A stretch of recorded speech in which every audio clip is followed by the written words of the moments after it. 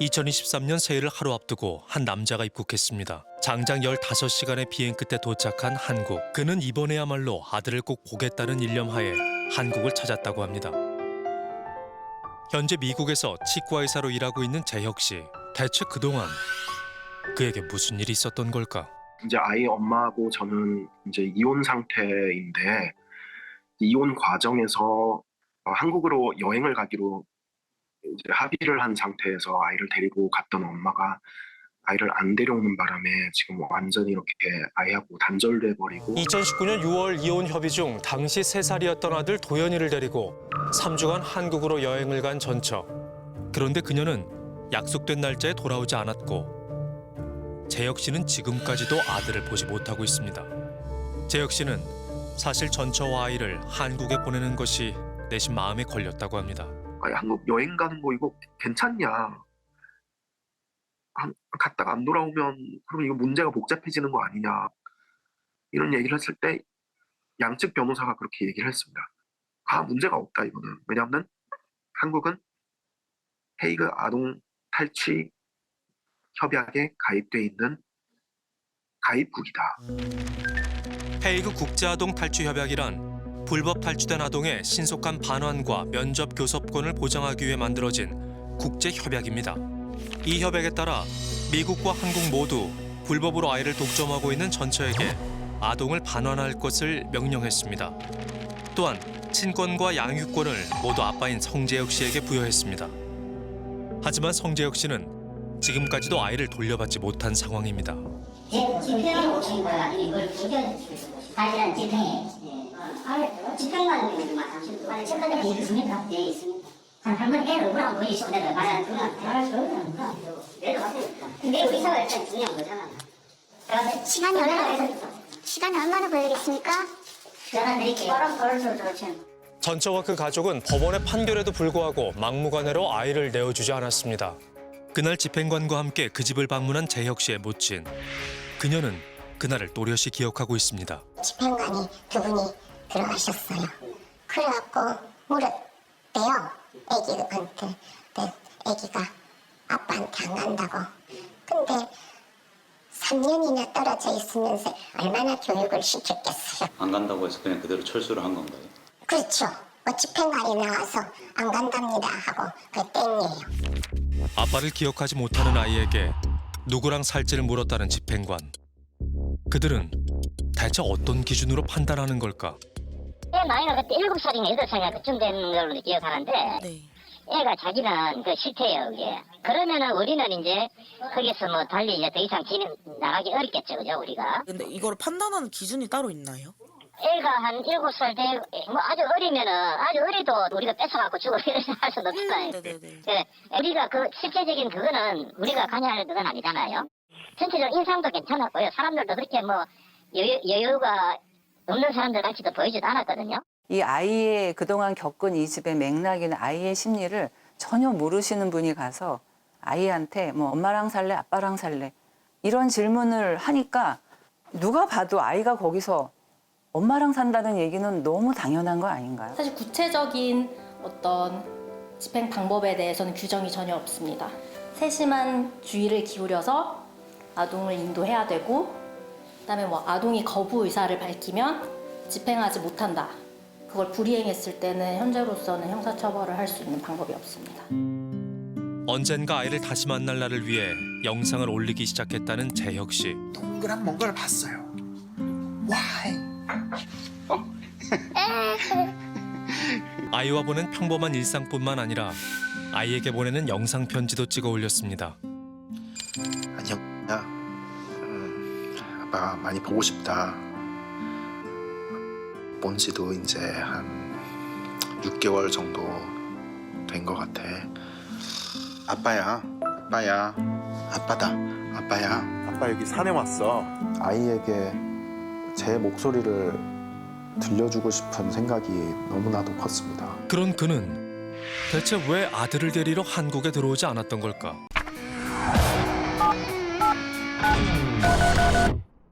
일단 한국에서 법적인 그런 근거들을 다 완료를 해야 된다는 생각에 일단 삼게 되었고요. 그 외에도 여러 가지 방법이 해갖고 아이 엄마가 저를 위협하기 위한 수단으로 여러 가지 형사 고소라든지 이런 절차들을 진행을 했습니다. 10여 개의 말도 안 되는 사건들을 만들어내서 그걸 거짓 고소를 하고 마치 제가 범죄자인 양 경찰에 연락을 해놓은 그런 것도 제가 알게 됐습니다. 폭행과 폭언, 위계 공무집행 방해, 명예훼손 등 다수의 건으로 성재혁 씨를 고소했다는 전처.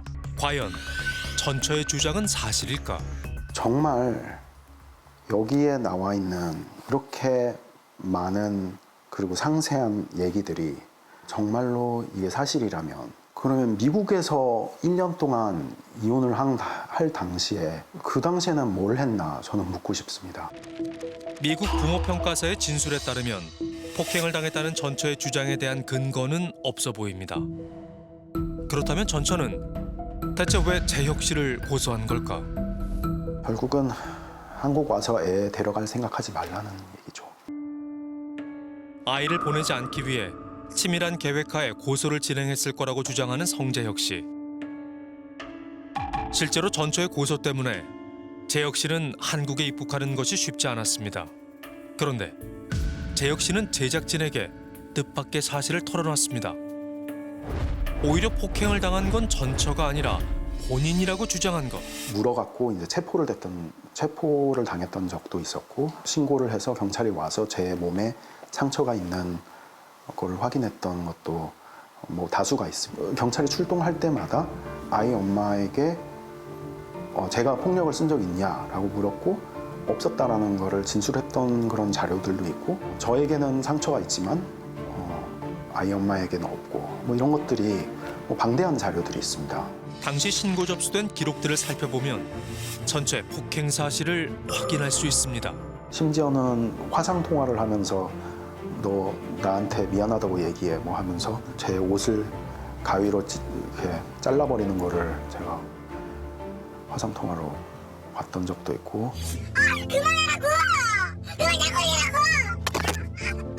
혼자 화내고 그러는데. 이런 폭력적인 모습 외에도 결혼 생활 내내 이해할 수 없는 전처의 행동은 많았다고 합니다.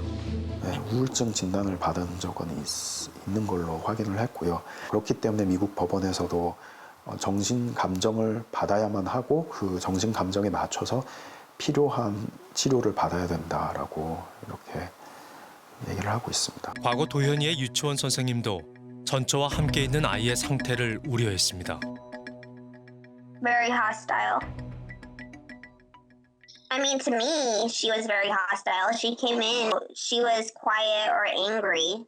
So she gave me a card. It was enclosed in an envelope. She said that I need to discourage him from talking. It's causing him great pain. I was confused, and it made me sick to my stomach that she would think that I was hurting him in some way when it was not my intention to hurt him.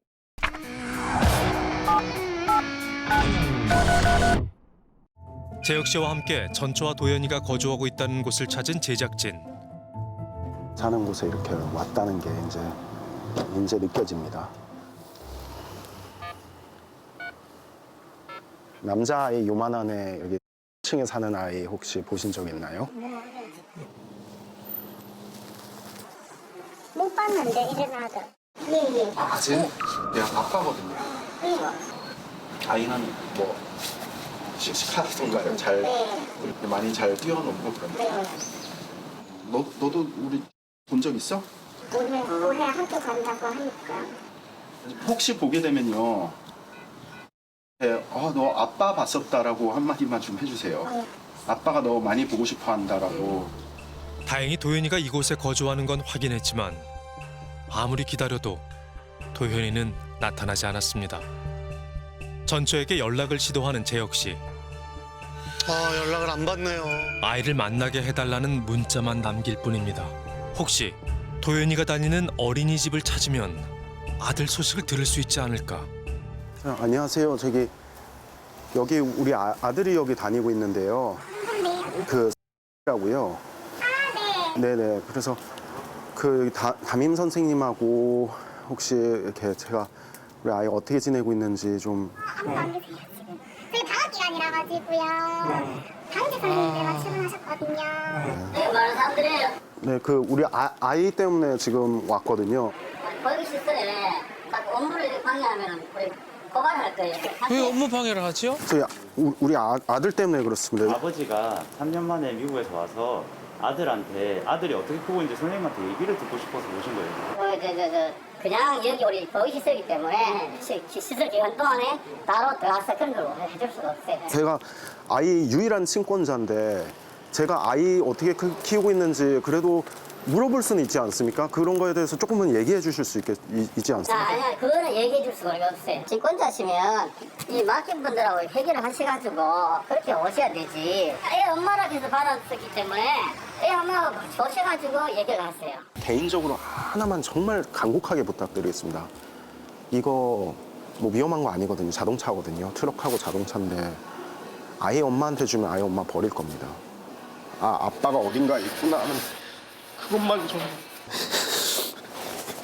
아빠가 어딘가에 있구나 하는 것만 아이가 그냥 알고만 있으면 좋을 것 같아요. 그렇게 아들 도현이에 대한 얘기는 듣지도 못한 채 선물만 전달하고 나온 재혁 씨. 그런데 마음을 추스릴 겨를도 없이 재혁 씨는 신고를 받고 출동한 경찰을 마주해야 했습니다. 뭐 때문에 그럽니까? 누가 신고를 했는데 네.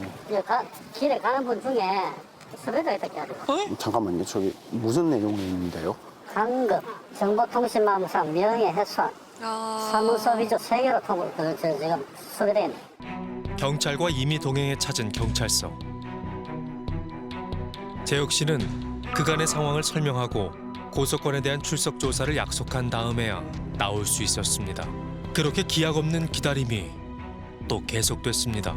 그러다 마침내 전처의 가족과 어렵게 연락이 닿았습니다. 아, 네, 안녕하세요. 저기 아빠입니다. 지금 어디요? 지금 아이 보러 왔거든요. 여기 한국에. 한국에 왔어요? 아이 좀 볼 수 있게 해주십시오. 한국에 왔어요? 네네, 좀 부탁드립니다. 성재호 씨 보는 거, 둘이 만나는 건 직접 만나는 것도 오케이. 영상 통화하는 것도 오케이. 매일 보자면 매일 보는 것도 오케이. 매일 영상 통화하는 것도 오케이. 그거에 대해서 우리가 막할 시간 전혀 없다니까요. 아까 대단하지 않겠다라든지 그런 약속을 좀 해주면 엄마한테서 자식을 뺏는 건 법으로도 안 될 거예요. 우리 보면 사실은.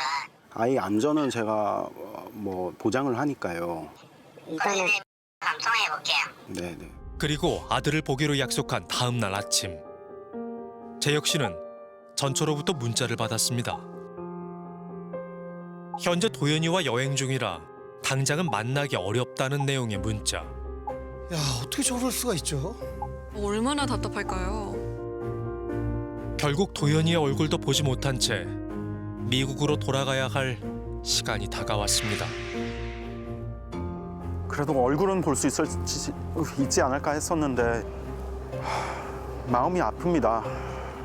뭐 이거는 그냥 마음이 아프다는 말로만 표현할 수 있는 건 아니고요. 아들 도현이를 못 본 지도 3년이 넘었는데 앞으로 얼마나 더 많은 시간을 버텨야 할까요? 짧고도 긴 일정을 마치고 그는 다시 미국으로 돌아가 외로운 싸움을 계속 이어간다고 합니다. 그런데 제작진과 헤어진 직후 재혁 씨에게 온 급한 연락. 공항으로 가는 기차 안에서 전처와 아들 도현이를 만났다는 겁니다. 그만하자. 됐어.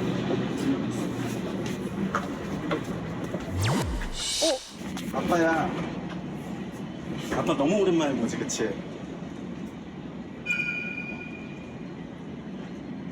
이제 진짜 끝내자. 왜냐하니까 진짜 촬영은 그만하고. 내 보호를 위해서 아니 여기 계시니까.